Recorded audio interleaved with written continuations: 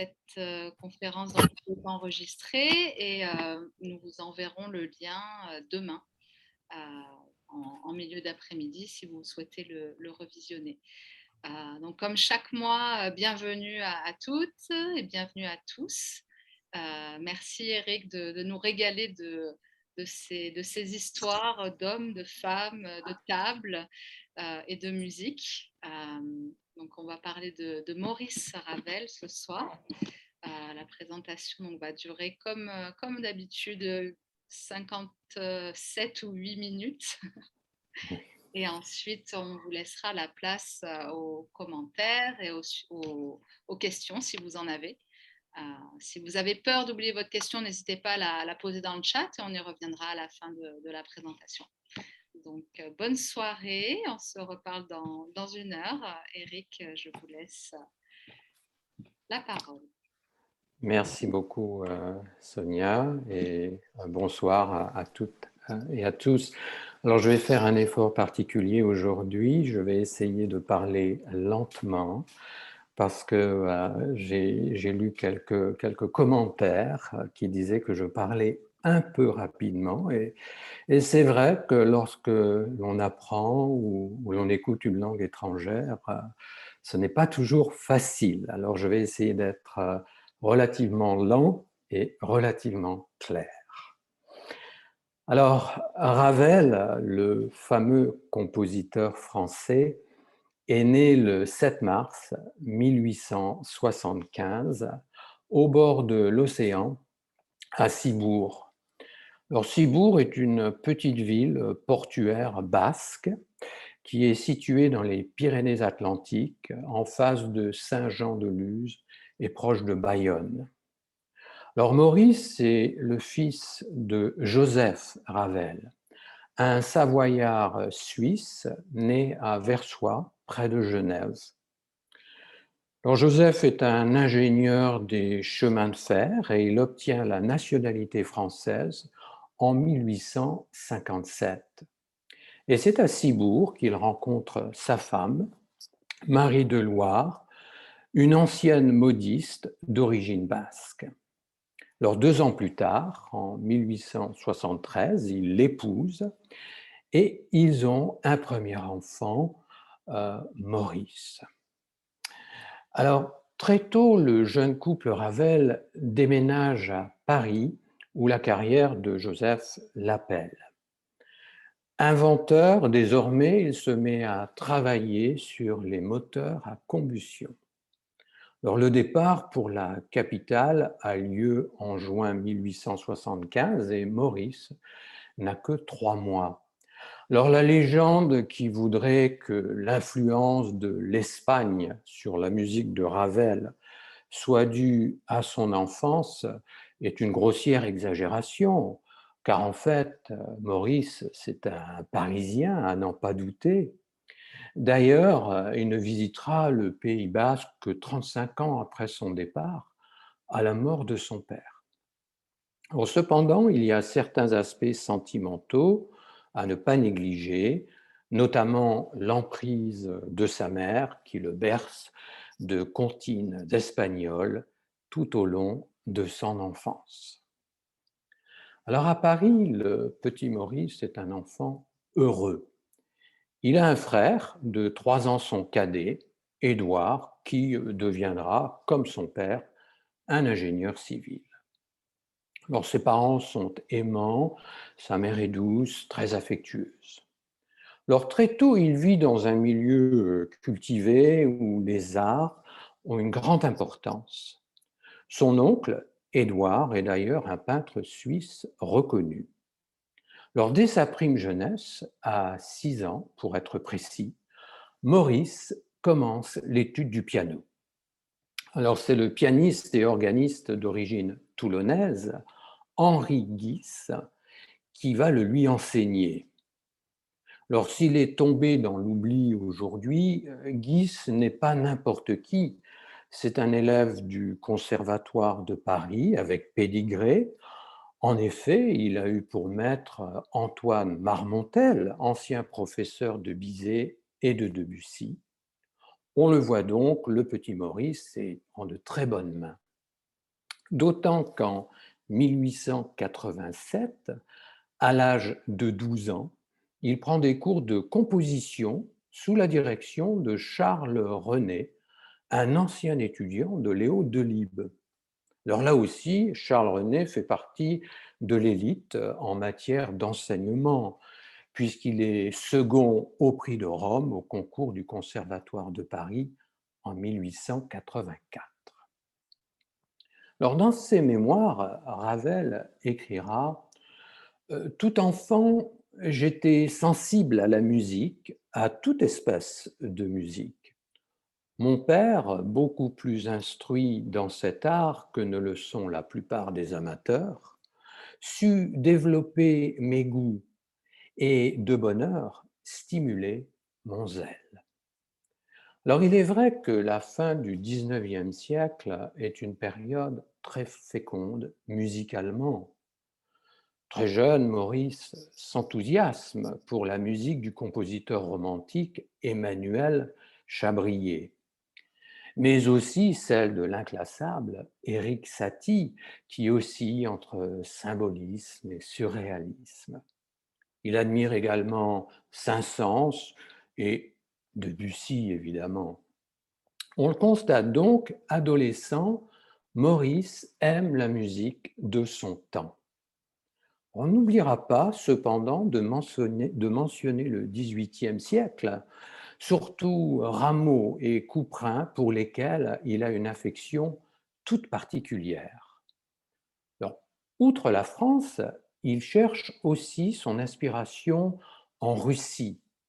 Il suit notamment avec avidité le fameux groupe des Cinq qui rassemble l'élite des compositeurs romantiques russes, dont Borodine, Moussorgsky et Rimsky-Korsakov. La passion de Ravel pour le groupe des Cinq est révélatrice, je crois.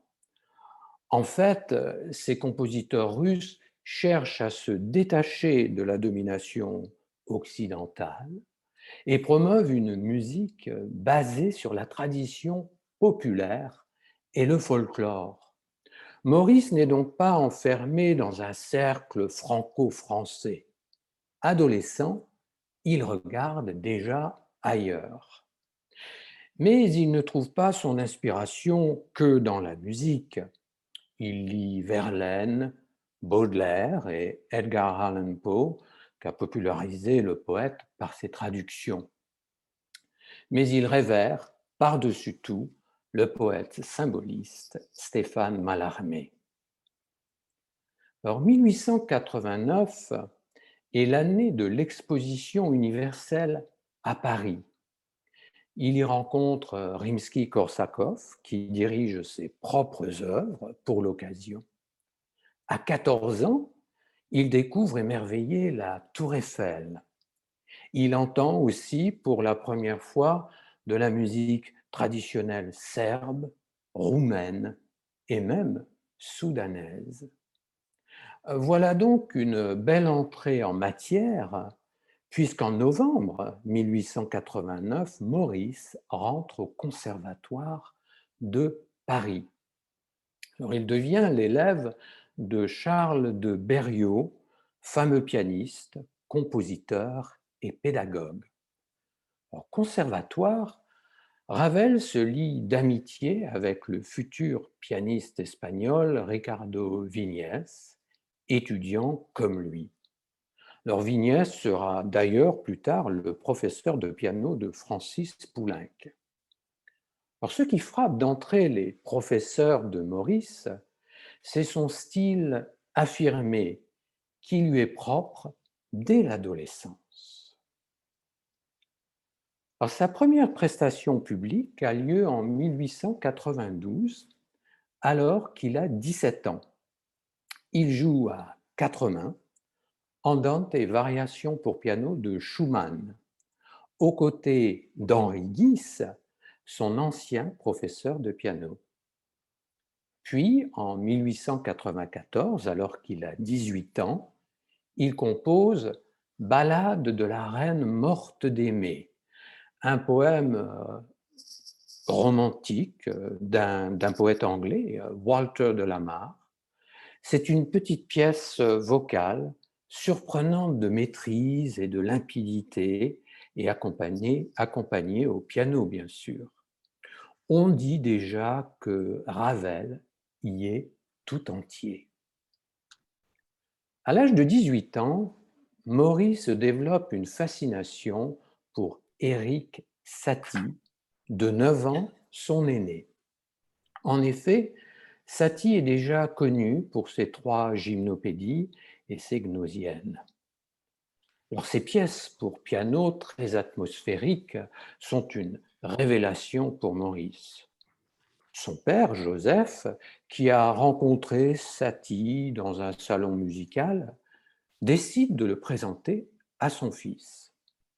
Alors, la rencontre se déroule au café Le Chat Noir de Montmartre, qui est un haut lieu des artistes parisiens bohèmes. Alors, l'audace de Satie, son esprit vif, ses élans mystiques font forte impression sur le jeune Maurice. Alors, plus tard, il écrira: les expérimentations musicales de Satie ont ouvert la voie à de nouveaux champs d'investigation. Il est l'inventeur des voix avant-gardistes. Ravel et Satie deviendront des proches et leur estime ne se démentira pas, malgré quelques soubresauts, nous y reviendrons. Lors des années plus tard, il parlera de l'influence spirituelle de Satie sur sa propre musique et dira: Satie, c'est un Debussy en plus frappant. Mais si Ravel sait reconnaître les talents d'autrui, il a aussi une assez haute estime de lui-même.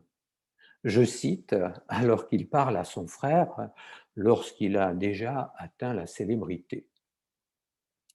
Satie me dit qu'il me doit beaucoup. Je dois avouer ma honte de ne pas avoir cru Satie capable de le reconnaître. Alors c'est vers 1894 que Ravel commence à se construire une image de dandy. En effet, il est très influencé par un essai biographique de l'écrivain français Jules Barbé d'Aurevilly qui s'intitule Du dandysme et de Georges Brumel. Alors en cela, il suit Baudelaire, qui avait déjà lancé, bien sûr, le mouvement du dandysme en France. Ravel va donc se fabriquer un personnage sobre, rigide, assez distant, je dois dire, et toujours impeccablement habillé. Alors nul doute que sa mère, ancienne modiste, y est pour quelque chose. Certains auteurs pensent que Maurice est narcissique et névrotique. Bel homme et élégant, il serait surtout amoureux de sa propre image. En fait, dans la vie comme dans ses compositions, Ravel sera d'accord avec la philosophie des poètes du mouvement symboliste. Ce qui importe, dira-t-il, c'est la beauté, pas la réalité. C'est en 1894 que meurt le compositeur romantique Chabrier. Le Ravel est très touché par cette disparition et assiste avec son ami Vignès à l'enterrement de Chabrier. Il dira plus tard: Chabrier fut l'un de mes principaux inspirateurs. La même année, toujours au conservatoire, Gabriel Fauré devient son professeur de composition. Alors Fauré va vite combler le vide que laisse Chabrier dans le cœur de Maurice. Il écrira sur un cahier: Ravel est un très bon élève, laborieux mais ponctuel. Sa nature musicale est très éprise de nouveautés, avec une sincérité désarmante. Alors plus tard, les deux compositeurs se voueront une admiration réciproque. Mais hélas, l'élève Ravel ne remporte aucun premier prix au conservatoire. Son style novateur n'est pas toujours compris.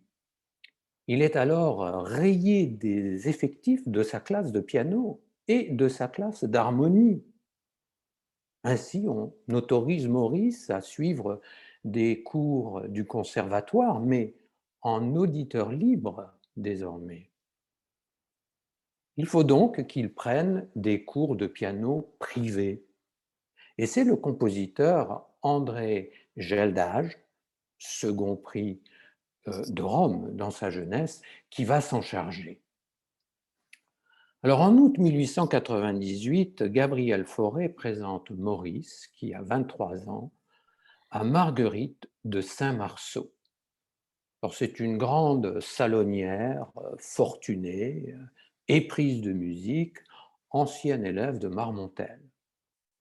Pianiste accomplie, elle tient un salon musical tous les vendredis, précédé d'un dîner informel. Et c'est grâce aux invitations répétées de Madame de Saint-Marceau que Maurice rencontre l'élite musicale et littéraire française dans des soirées sans prétention.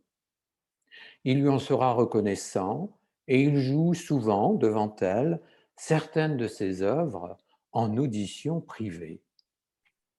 Alors pour la petite histoire, elle surnomme Maurice le petit symbolard, S-Y-M, car elle connaît sa passion, la passion de Maurice pour le poète symboliste Mallarmé, qui d'ailleurs vient juste de mourir en 1898.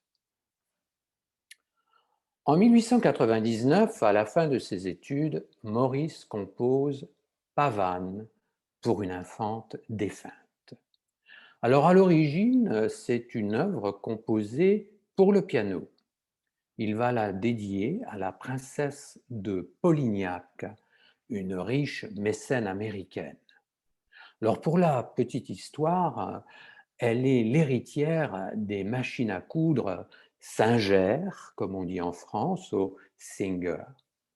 Après un premier mariage malheureux, Miss Singer épouse l'aristocrate et compositeur français Edmond de Polignac.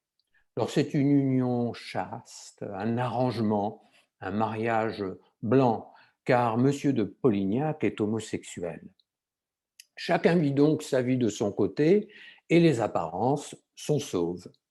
Alors, grande voyageuse, elle tient un salon musical à Venise dans son palais de Contarini-Polignac. Elle y fait venir Gabriel Fauré et encourage de nombreux compositeurs de son temps. Ravel est l'un d'entre eux. Alors, elle est présente en France en 1899 lorsque Ravel, à 24 ans, dirige pour la première fois en public. Il tient la baguette pour son ouverture de Scheherazade. Alors à l'époque, Ravel est un compositeur que l'on discute. Il commence à être connu, mais il n'est pas encore célèbre. Ses compositions sont d'ailleurs jugées audacieuses. Il déroute donc les traditionalistes français attachés au mouvement romantique. Alors, au tournant du siècle, Ravel rejoint la Société des Apaches. Alors à l'époque, un Apache signifie un rebelle. Alors les Apaches forment en fait une société d'artistes avant-gardistes, un cercle composé principalement de poètes, d'illustrateurs art déco et de musiciens. Alors la société, forte de 25 membres, symbolise l'essence et l'effervescence culturelle de la belle époque. Les membres se réunissent tous les jeudis à Paris. On y discute, on y lit, on déclame des vers de Mallarmé, de Verlaine et de Rimbaud, et on écoute des pièces musicales en buvant, bien sûr. Alors Ravel est un membre assidu de la société qui, hélas, disparaîtra en 1914 alors que la Première Guerre mondiale éclate. En 1900, chez Madame de Polignac, Maurice rencontre la célèbre Colette, femme de lettres et comédienne. Alors ils ont presque le même âge, elle a 27 ans, il en a 25. À l'époque, elle parle de lui ainsi.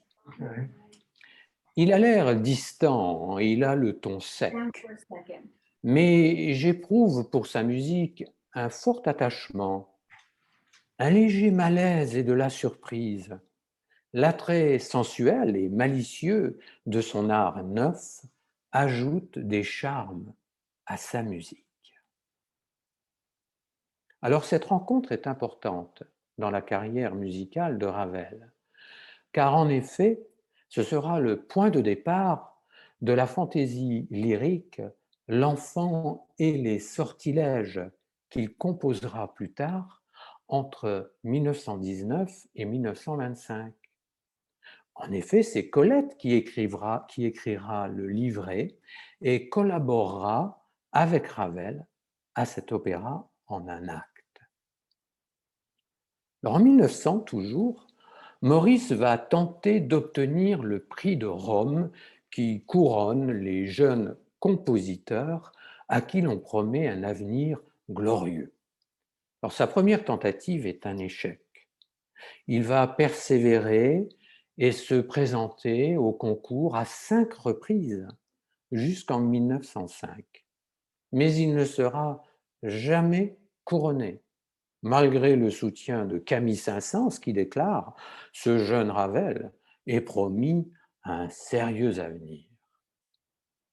En fait, les échecs successifs de Ravel au prix de Rome sont révélateurs des luttes internes qui minent le Conservatoire de Paris.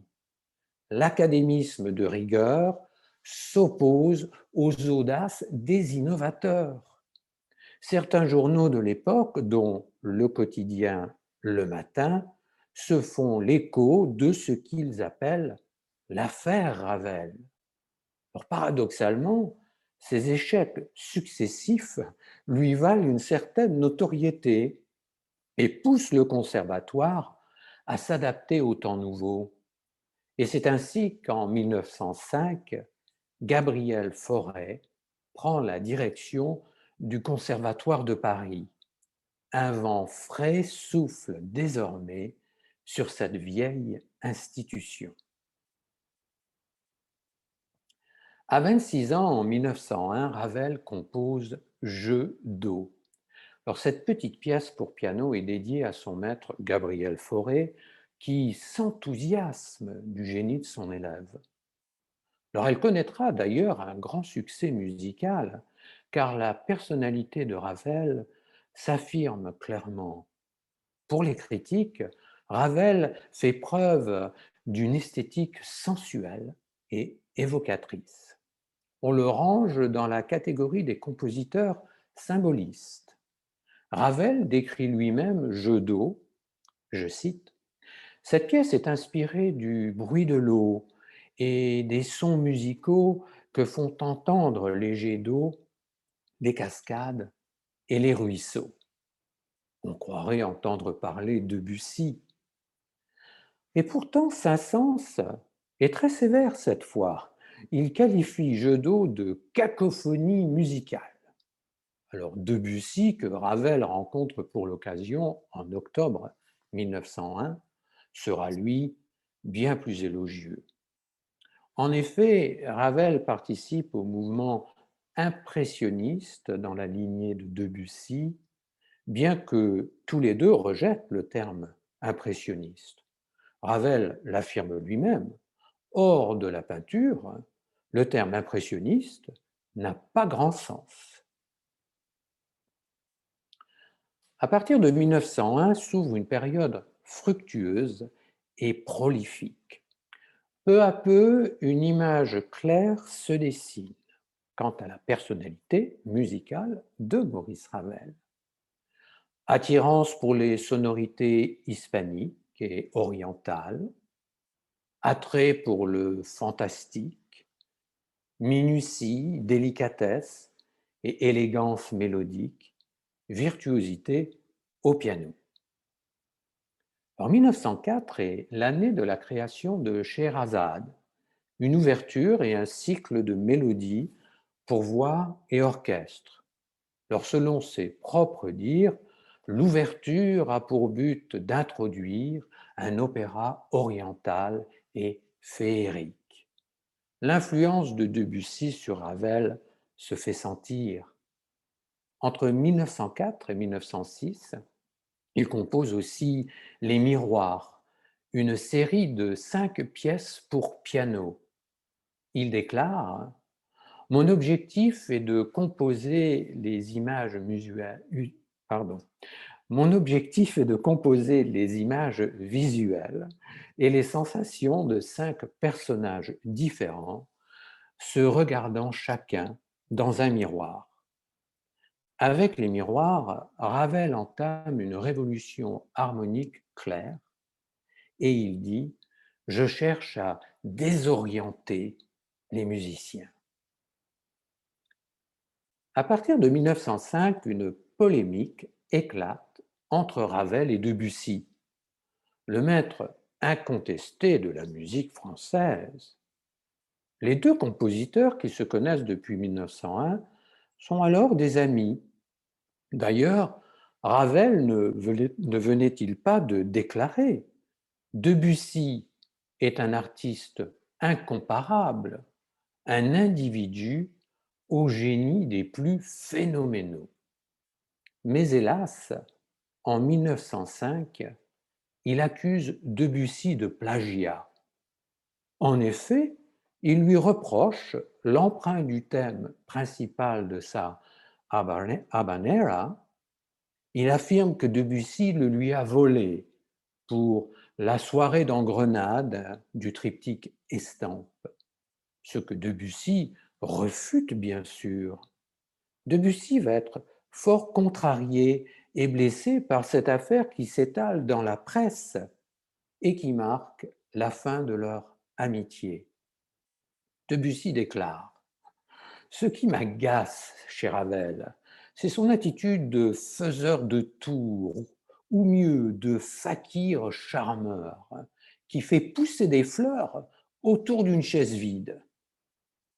Alors pour Debussy, l'esthétique n'est pas tout, il faut du fond, et pour lui, Ravel en manque. Alors les années 1907 et 1908 sont centrales dans la carrière musicale de Ravel.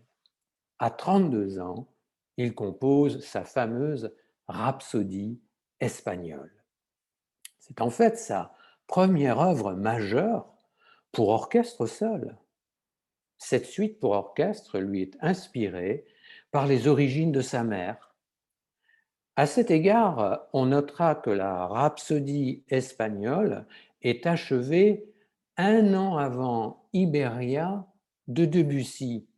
On ne peut donc pas dire qu'il s'en est inspiré comme on l'entend parfois.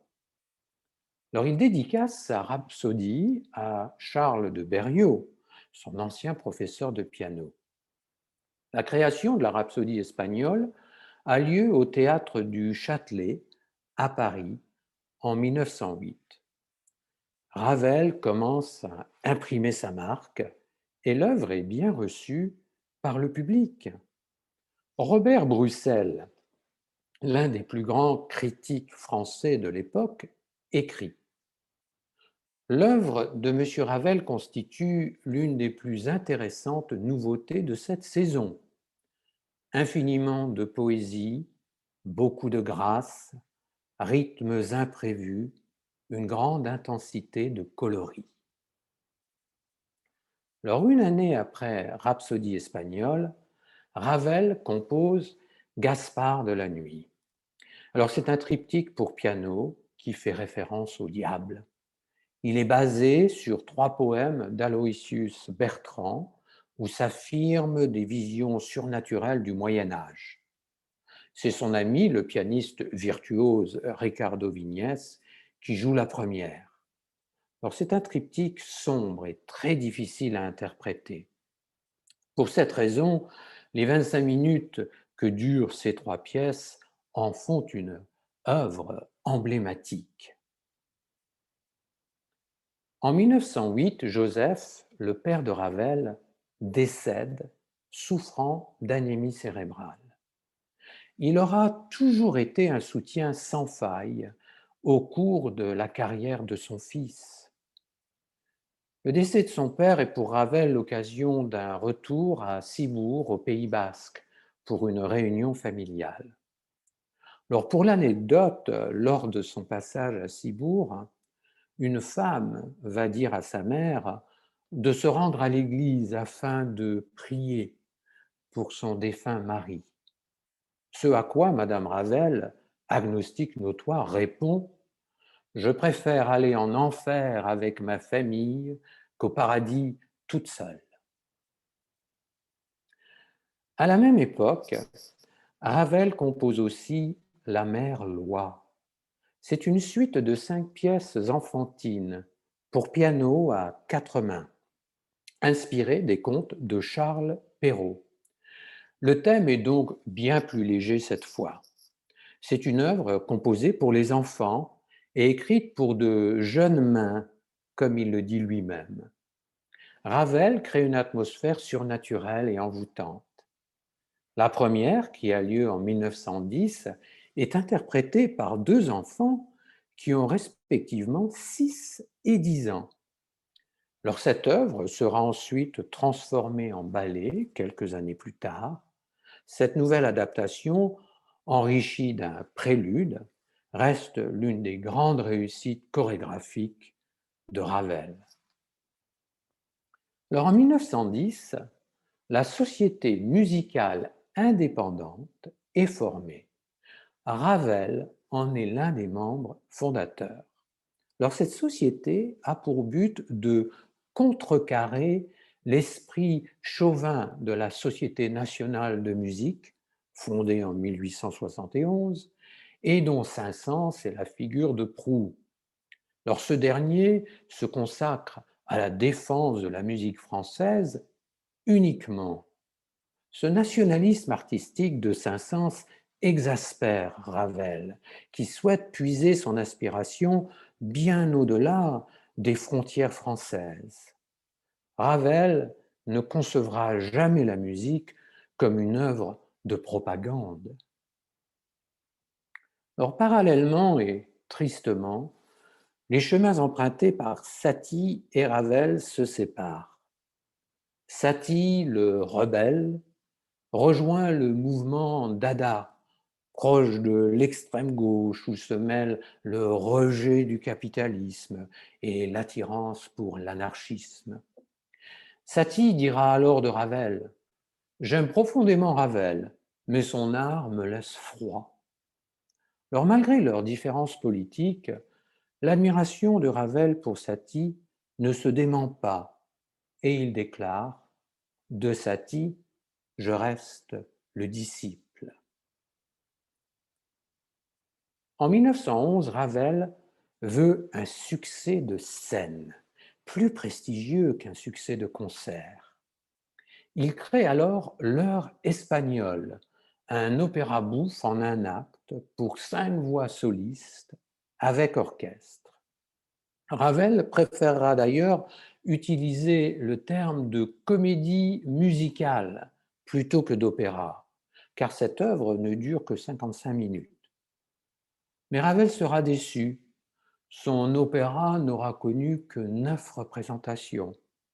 Des récitatifs trop nombreux où les chanteurs doivent dire plutôt que de chanter lassent la critique et le public. De plus, certains journalistes accusent Ravel de pornographie. En effet, l'intrigue qui se déroule en Espagne met en scène une femme brûlante de désirs inassouvis et qui n'est pas satisfaite par ses amants. Leur autre échec, en 1912 cette fois, le ballet Daphnis et Chloé. Alors la première a lieu en 1912 au théâtre du Châtelet à Paris. L'œuvre dure 1 heure et c'est la plus longue de toutes les œuvres de Ravel. Ce ballet très pastoral conte l'histoire d'un berger de la Grèce antique, Daphnis, amoureux de Chloé, enlevé par un pirate. Alors l'accueil du public est mitigé et c'est un énorme désespoir pour Ravel. 2 ans auparavant, son ami Stravinsky avait triomphé avec son très novateur Oiseau de feu. Ravel pensait la critique prête pour l'inventivité de son ballet, mais il n'en fut rien. Alors malgré ses revers, Ravel décrit cette période comme la plus heureuse de sa vie. En effet, la musique classique semble casser le carcan dans lequel elle était enfermée. C'est une période où tout semble possible. Il se sent exalté. Ainsi, il défendra en 1913 le Sacre du printemps de Stravinsky. Ce ballet fera scandale à Paris lors de la première. Il crée des émeutes dans la salle. Saint-Saëns, le traditionnaliste, le qualifie d'ailleurs d'hérésie sonore. Alors en 1914, la guerre surprend Ravel, qui ne l'avait pas vu venir. Il cherche à s'engager contre la volonté de sa mère. Alors il est vrai que c'est un homme assez frêle physiquement. À l'âge de 20 ans, il avait déjà été exempté du service militaire pour faible constitution. Il ne pesait alors que 48 kilos, soit 105 pounds. Mais cette fois, il veut porter l'uniforme à tout prix. Il ne peut s'imaginer rester dans l'inaction. Il fait des démarches pour être intégré dans l'aviation. Finalement, il sera envoyé à Verdun en mars 1916 comme conducteur de camion chargé du transport des troupes. Alors la guerre pousse certains compositeurs français vers un chauvinisme et un nationalisme extrêmes. À l'époque où Ravel arrive à Verdun, Camille Saint-Saëns crée avec d'autres musiciens la Ligue nationale pour la défense de la musique française. Alors l'objectif de la Ligue est clair, promouvoir la musique française et uniquement la musique française et interdire la musique allemande et autrichienne sur le sol français. La Ligue déclare: après l'assassinat des femmes et des enfants par les Allemands, comment peut-on encore écouter du Wagner? Mais Ravel s'oppose fermement à l'idéologie revancharde de Saint-Saëns et à son patriotisme aveugle. Ravel va faire preuve de courage. Il s'élève contre la propagande française, au risque de ne plus être joué dans son propre pays. En effet, en juillet 1916, il écrit du front une lettre de protestation à la Ligue et il déclare: il serait scandaleux de censurer la musique germanique et dangereux d'ignorer les œuvres de nos collègues étrangers. Ne devenons pas une clique nationaliste. Je n'ai jamais envisagé un seul instant que la musique ait un rôle politique ou économique à jouer. Et c'est ainsi que, pendant la guerre, on ne va plus jouer Ravel à Paris. À partir de cette époque, Ravel est un homme meurtri et qui doute de l'avenir de l'art. Victime d'une dysenterie puis d'une péritonite, il doit quitter le front. Il entre en convalescence alors que meurt sa mère en janvier 1917. Il est abattu par cette perte et sera démobilisé en mars. Il lui faudra plusieurs années pour surmonter sa dépression et le désespoir que la perte de sa mère lui occasionne. Lors de surcroît, il est frappé par la grippe espagnole en 1918, mais fort heureusement, il survivra malgré des problèmes pulmonaires. Il parvient à composer tout de même 6 pièces pour piano qu'il dédie à ses camarades tombés à Verdun. Alors, cette œuvre, écrite pour un petit orchestre symphonique, est connue sous le titre Le tombeau de Couperin. Elle est composée dans la tradition française de suites de danse pour clavecin et en 1919, c'est un triomphe. Mais Ravel est un homme blessé par les épreuves de la guerre. La victoire française ne lui cause aucune joie, sinon le soulagement de la fin des combats horribles. Il va traverser une longue épreuve de silence qui interrompt deux commandes cruciales, la valse, commandée par Diaghilev et qu'il terminera plus tard, ainsi que L'Enfant et les sortilèges, une commande du mécène français Jacques Roucher.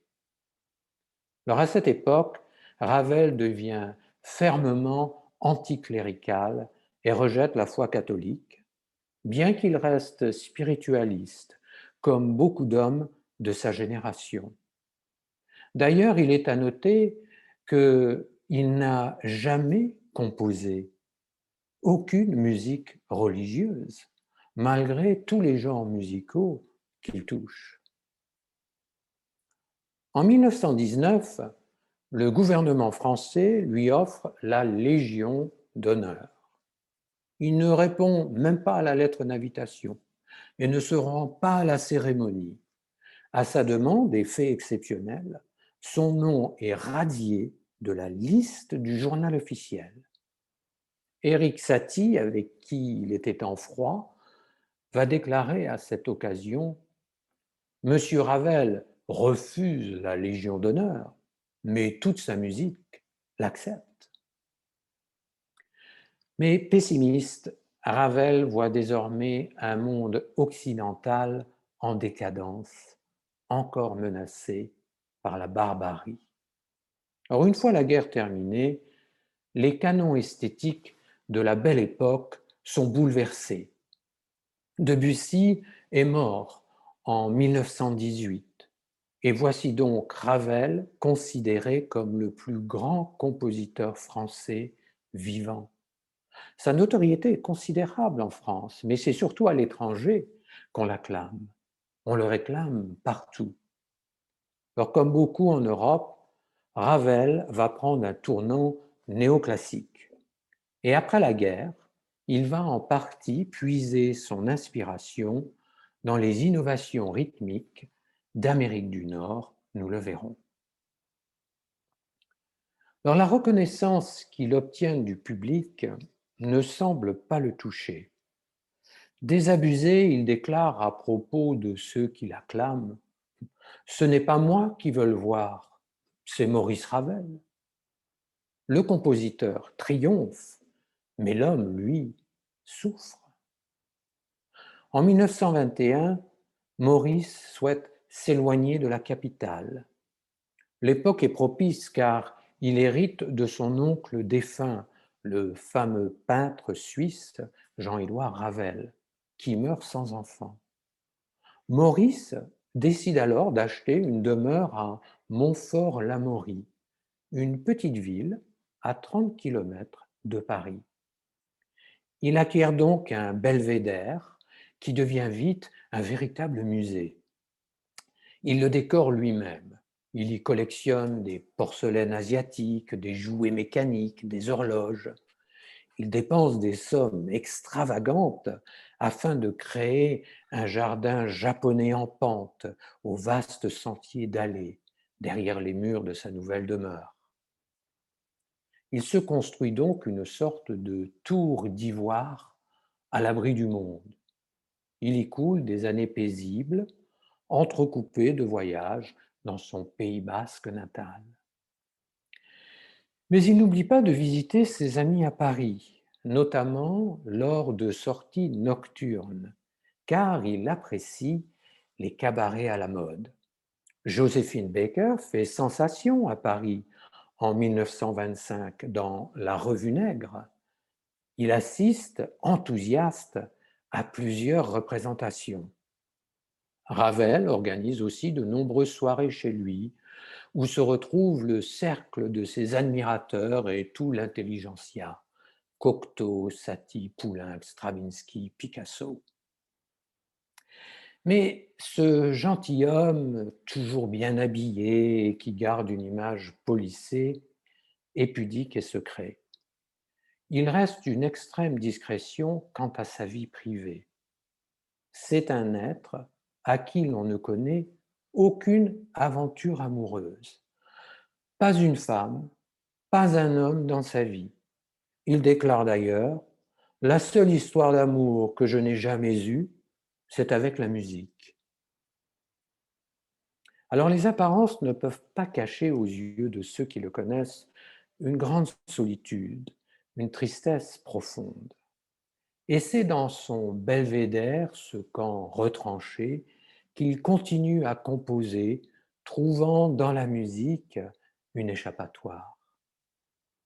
Alors il y écrit ainsi ces fameuses chansons Madécas, un cycle de 3 mélodies sensuelles sur des poèmes d'Évariste de Pargny, un poète français du XVIIIe siècle.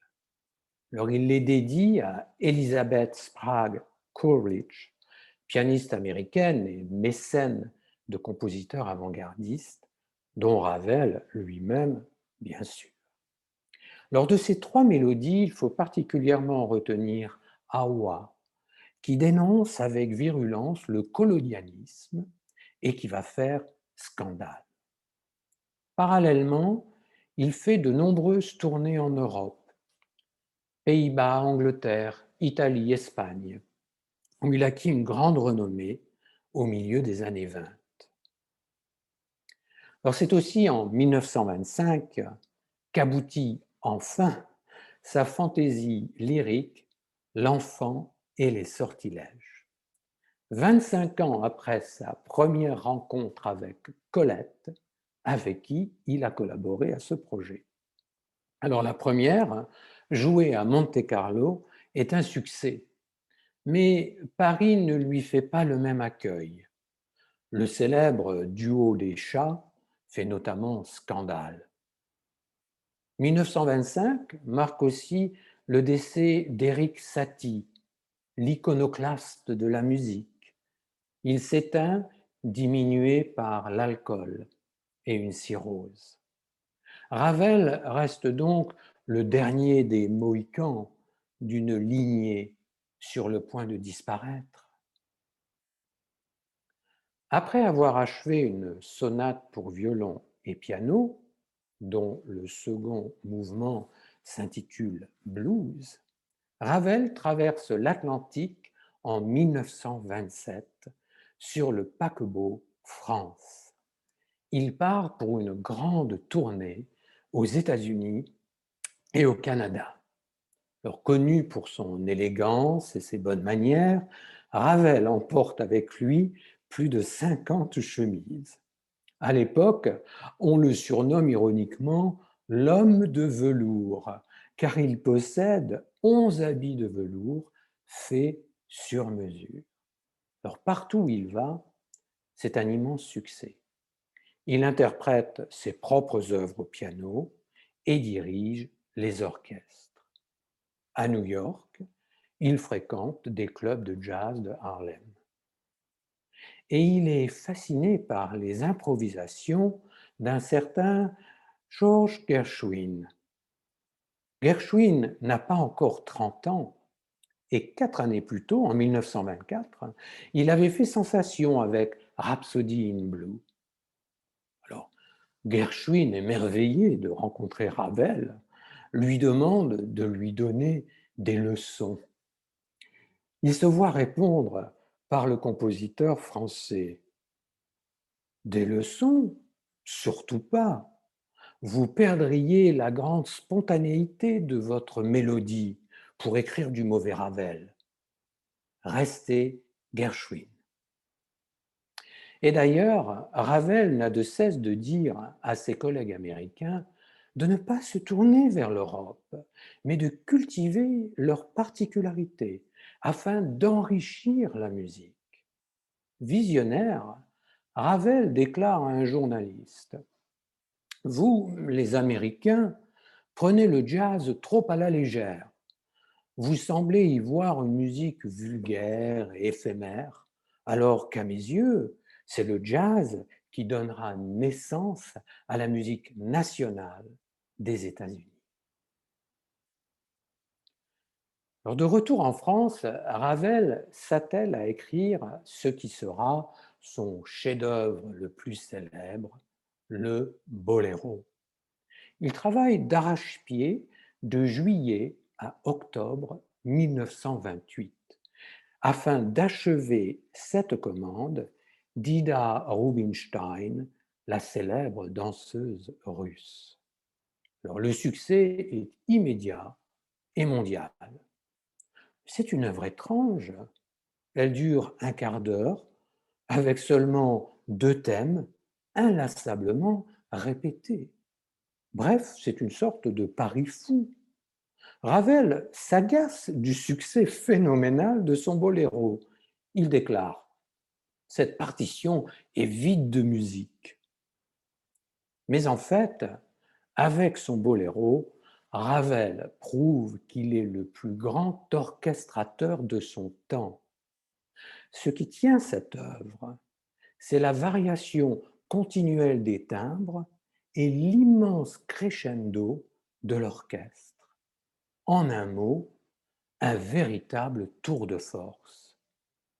Une année plus tard, il reçoit le titre de docteur honoris causa de l'université d'Oxford et à Cibourg, sa ville natale, on rebaptise en sa présence le quai du port qui devient désormais le quai Maurice Ravel. Alors, le début des années 30 marque les dernières créations de Ravel. Son concerto pour main gauche est exécuté à Vienne en 1932 pour la première fois. Cette œuvre pour orchestre et piano est grandiose, mais elle frappe car elle est sombre et fataliste. La même année, il fait une tournée triomphale avec la pianiste française Marguerite Long. Pour la dernière fois, il sera témoin de l'enthousiasme qu'il soulève partout où il passe. Mais alors que Ravel a 58 ans, il apprend qu'il est atteint d'une maladie cérébrale incurable. En vacances à Saint-Jean-de-Luz, il réalise qu'il est désormais incapable de nager. Grand fumeur et insomniaque depuis le début des années 20, cette maladie dégénérative va le tuer à petit feu. Il est d'abord pris de troubles de l'écriture, puis de troubles moteurs, et enfin de troubles du langage. Son intelligence reste intacte, mais il ne parvient plus à composer ou à jouer. L'œuvre qu'il aurait voulu celle de sa vie, l'opéra Jeanne d'Arc, ne verra jamais le jour. Alors le docteur Clovis Vincent, le plus grand neurochirurgien français de l'époque, convainc Ravel de tenter une opération de la dernière chance. Maurice se réveille après l'intervention chirurgicale et demande à voir son frère.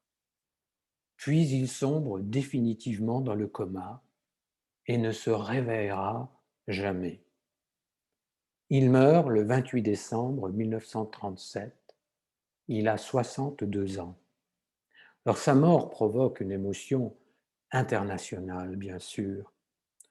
Alors, Robert Casadessus, Francis Poulenc, Igor Stravinsky et son ami Vignès et tant d'autres assistent à son enterrement au cimetière de Levallois-Perret.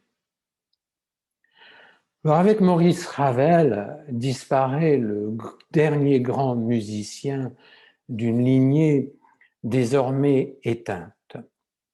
Alors certes, il a renouvelé l'écriture musicale, mais il n'a jamais renoncé aux préceptes de la musique classique. Ainsi, il n'a pas renié la musique tonale et il a rarement utilisé la dissonance. C'est un homme exigeant et attaché à la perfection formelle. Stravinsky se moque de lui en l'appelant l'horloger suisse, tant la passion de Ravel pour la précision était grande. Alors, le génie de Ravel, c'est sans doute d'avoir su faire la synthèse de mouvements divers. Rameau et Couperin formaient un duo central pour lui et représentaient sa période classique favorite. Chabrier, Fauré, Debussy et Satie étaient considérés comme des maîtres, sans oublier l'école russe, la musique noire américaine, l'Orient et le folklore espagnol. Il a absorbé toutes ces influences sans jamais se faire posséder par aucune d'entre elles. Il reste ainsi accessible aux non-initiés, il s'adresse d'abord aux profanes et nous pouvons tous l'apprécier. Alors Jean Zay, le ministre de l'Éducation et des Beaux-Arts du Front populaire, dira de Ravel: « Je proteste contre sa mort, mais je pense à la réconfortante lumière que son œuvre ne cessera de dispenser aux générations à venir. » Ainsi donc, Ravel rentrait dans le royaume musical des immortels. Je vous remercie.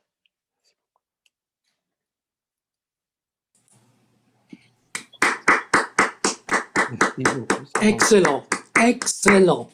Merci, vous êtes très gentil. C'est magnifique, vraiment. Oui. Oui. Intéressant, merci bien.